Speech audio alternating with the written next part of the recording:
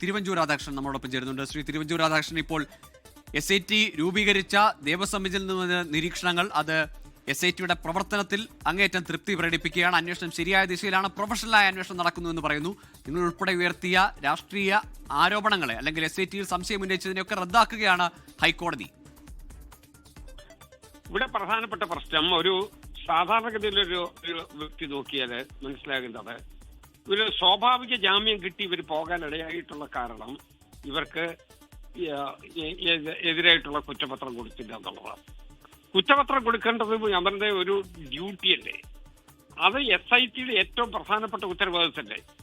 അവരെ ഏൽപ്പിച്ചൊരു ജോലി 90 ദിവസത്തിനകം പൂർത്തിയാക്കി ഈ കുറ്റക്കാർക്കെതിരെ കുറ്റപത്രം കൊടുക്കുന്നതിന് വേണ്ടിയുള്ള നടപടി എടുക്കണ്ടേ. ആ നടപടി എടുക്കാതെ വരുമ്പോൾ അവർ നിശ്ചയമായിട്ട് പുറത്തോട്ടേക്ക് പോവുകയാണ്. അങ്ങനെ പോയി ആളുകളുടെ എണ്ണം വർദ്ധിച്ചുകൊണ്ടേയിരിക്കുകയാണ്. ഏറ്റവും പ്രബലരായിട്ടുള്ള പ്രതികളെല്ലാം പുറത്തേക്ക് പോവുകയാണ്. ഇപ്പൊ നമുക്ക് 10 പേരെ പിടിച്ചു എന്നുള്ളതായിരുന്നു ഒരു കാലഘട്ടത്തിൽ ഏറ്റവും വലിയ പ്രധാനപ്പെട്ട വിജയമായിട്ട് SIT പോലും പറഞ്ഞുകൊണ്ടേയിരുന്നത്. ആ പിടിച്ച 10-ൽ ഇപ്പൊ എണ്ണം കുറഞ്ഞുകൊണ്ടേയിരിക്കുകയാണ്. അവരെല്ലാം ജയിലിൽ നിന്ന് പുറത്തോട്ട് പോകാൻ ജയിൽ വിമുക്തരാകുകയാണ്. അതിന്റെ അർത്ഥം അവർക്ക് സ്വതന്ത്രമായി നിൽക്കാൻ കഴിയും, തെളിവുകൾ നശിപ്പിക്കാൻ കഴിയും. സ്വാഭാവികമായി ഈ കേസ് തേഞ്ഞു മാഞ്ഞു പോകുന്നതിന് വേണ്ടി ഒരു അന്തരീക്ഷം ഉണ്ടാകുമെന്നുള്ളതാണ് ജനങ്ങളുടെ സംശയം. ആ സംശയം വളരെ പ്രബലമാണ്. അതിനെന്ത് പ്രതിവിധി എന്നൊരു ചോദ്യമുണ്ട്. പക്ഷെ കോടതി അക്കാര്യത്തിൽ എന്തെങ്കിലും പ്രതിവിധി ഉണ്ട് എന്ന് പറഞ്ഞാൽ അത് നമുക്ക് അംഗീകരിക്കാം. പക്ഷേ ഇപ്പോഴെന്നോട് പറഞ്ഞതാണ് പ്രതികരണം എന്ന് വരികിൽ അത് മതിയായ ഒരു പ്രതിവിധിയായിട്ട് നമുക്ക് കാണാൻ കഴിയുമോ? ശ്രീ തിരുവഞ്ചൂർ, ഒരു കാര്യം കൂടി കോടതി പറയുന്നുണ്ട്. പ്രതികൾക്ക് സ്വാഭാവിക ജാമ്യം ലഭിച്ചതിൽ ആശങ്കയില്ലെന്ന് കൂടി ഹൈക്കോടതി പറയുകയാണ്. അതുകൊണ്ടാണ് ഞാൻ പറഞ്ഞത് 90 ദിവസം കൊണ്ട് എന്തുകൊണ്ട് ഇത് പൂർത്തീകരിക്കാൻ കഴിഞ്ഞില്ല.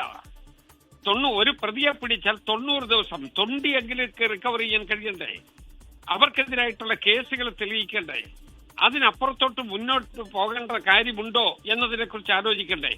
ഒരു കേസെന്ന് പറയുമ്പോൾ ആ ഒരു വകുപ്പ് അനുസരിച്ചുള്ള കേസ് മാത്രമല്ലല്ലോ, അതിനേക്കാൾ അപ്പുറത്തേക്ക് കണക്റ്റഡ് കേസുകൾ കൂടി ഇതുമായി ബന്ധപ്പെട്ട് വരും. അപ്പൊ ഈ ഇൻവെസ്റ്റിഗേഷൻ എന്തുകൊണ്ട് തളർന്നു നിൽക്കുന്നു? ഈ ഇൻവെസ്റ്റിഗേഷൻ എന്തേ അവർ ജോലി ചെയ്യാതിരിക്കുന്നു? അവർ നടപടി എടുത്തിരുന്നു എന്ന് വരികിൽ ഈ 90 ദിവസത്തിനുള്ളിൽ നിശ്ചയമായിട്ടും ഇതിന്റെ കുറ്റപത്രം കൊടുക്കാൻ കഴിയുമായിരുന്നു. അതാണ് ജനങ്ങളിലുണ്ടാക്കിയ ഏറ്റവും വലിയ ആശങ്ക. കാരണം ഇവരൊക്കെ നല്ല സ്വാധീനമുള്ള ആളുകളാണ്, ഭരണത്തെ പോലും വെല്ലാൻ കഴിയത്തക്ക വിധത്തിലുള്ള ശക്തിയുള്ള ആളുകളാണ്. അവർ പുറത്തുകൂടി ഇറങ്ങിക്കഴിഞ്ഞാലുള്ള അവസ്ഥ എന്താകും എന്നതിനെ കുറിച്ച് ആലോചിച്ചാൽ മതി. ഒരു കാര്യം കൂടി, അതായത് ഈ കേസുമായി ബന്ധപ്പെട്ട ഏറ്റവും പ്രധാനപ്പെട്ട താങ്കൾ ചൂണ്ടിക്കാട്ടിയ ഈ തൊണ്ടി എവിടെ, ഈ മോഷ്ടിക്കപ്പെട്ട കൊള്ളയടിക്കപ്പെട്ട സ്വർണം എവിടെയെന്ന് കണ്ടെത്തുകയാണ്. എത്ര സ്വർണം പോയി എന്ന് തന്നെ കണ്ടെത്താൻ ഇനിയും VSSയിൽ നിന്നുള്ള പരിശോധനാ ഫലം ലഭിച്ചിട്ടില്ല. അത്തരത്തിൽ ഈ കേസിന്റെ അല്ലെങ്കിൽ ഈ അന്വേഷണത്തിന്റെ സങ്കീർണത കൂടി നമ്മൾ അംഗീകരിക്കണ്ടേ? ദിവസത്തിനുള്ളിൽ അക്ഷരം തെളിയിക്കുന്നതിന് വേണ്ടിയുള്ള ഒരു ഹാൻഡ് റൈറ്റിംഗിന് വേണ്ടി ഒരു ടെസ്റ്റിന് കൊടുക്കാൻ അവർക്ക് പറ്റിയില്ലല്ലോ. എല്ലാവർക്കും അറിയാമല്ലോ, ആ മിനിറ്റ്സിനകത്ത് തിരുത്തലുണ്ടാക്കിയെന്നും ആ തിരുത്തലിന്റെ ഹാൻഡ് റൈറ്റിംഗ് ആരുടേതാണ് എന്ന് തെളിയിക്കണ്ടേ. അത് തെളിയിക്കണമെന്ന് വരികിൽ അതിനു വേണ്ടിയുള്ള ടെസ്റ്റിന് പോലും കൊടുത്തില്ല എന്നാണ് പുറത്തു വന്ന വാർത്ത. ശരിയാണോ എന്ന് എനിക്കറിയില്ല. ആ വാർത്ത ശരിയാണെന്ന് വരികിൽ പ്രാഥമികമായി ചെയ്യേണ്ട നടപടി പോലും എടുത്തില്ല എന്ന് വേണ്ട നമ്മൾ കരുതാൻ. സാധാരണഗതി ഒരു മിനിറ്റ്സിനകത്ത് തിരുത്തലുണ്ടാക്കിയാൽ ആ തിരുത്തലിന്റെ ഉത്തരവാദി ആരാണ് എന്നും അത് ആരുടെ ഹാൻഡ് റൈറ്റിംഗ് ആണെന്നും അവർ തെളിയിക്കുന്നതിന് വേണ്ടിയുള്ള നടപടി എടുക്കേണ്ടതല്ലേ.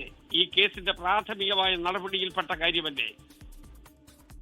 തീർച്ചയായും. ഏതായാലും കോൺഗ്രസ് നേതാവ് തിരുവഞ്ചൂർ രാധാകൃഷ്ണനാണ് ഇപ്പോൾ നമ്മളോട് പ്രതികരിച്ചത്. നന്ദി ശ്രീ തിരുവഞ്ചൂർ. ലോകത്തെവിടെയായാലും ഏത് സമയത്തും 24 വാർത്തകളും ഓഗ്മെന്റഡ് റിയാലിറ്റി പാക്കേജുകളും എക്സ്പ്ലെയിനറുകളും വിശദമായി കാണാൻ ഞങ്ങളുടെ YouTube ചാനൽ നിങ്ങൾക്ക് സബ്സ്ക്രൈബ് ചെയ്യാം.